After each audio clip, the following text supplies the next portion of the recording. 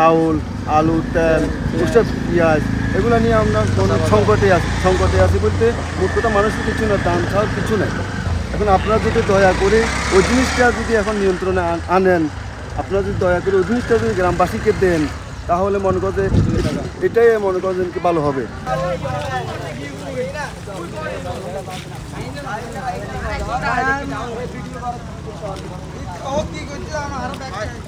ভালো আছেন?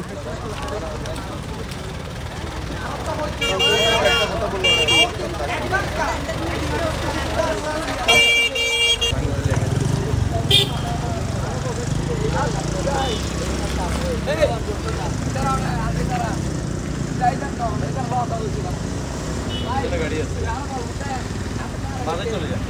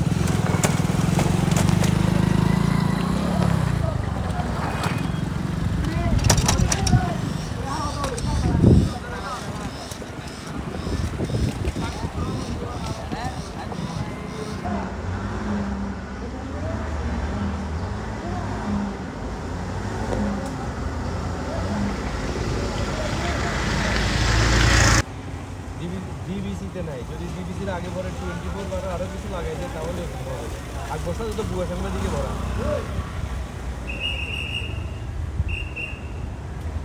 হ্যাঁ ইনশাল্লাহ আমি তো আজকে চলে আসতে পারি এখান থেকে।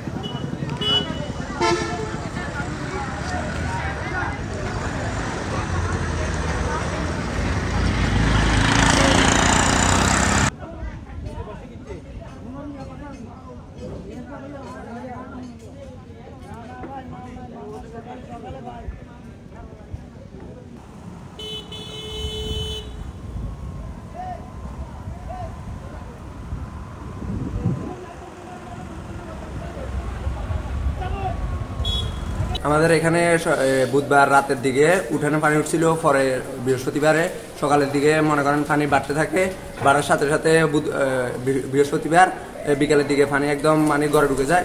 ঘরে ঢুকার পর আমরা আশ্রয়কেন্দ্রে আসার জন্য মানে চেষ্টা করি, প্রস্তুতি নিই। পরে এখানে আসার পর যথাযথ খাওয়ার দাওয়ার ব্যবস্থা আছে আশ্রয়কেন্দ্রে এখানে অনেকজন আছে, সবাই সহযোগিতা করতেছে।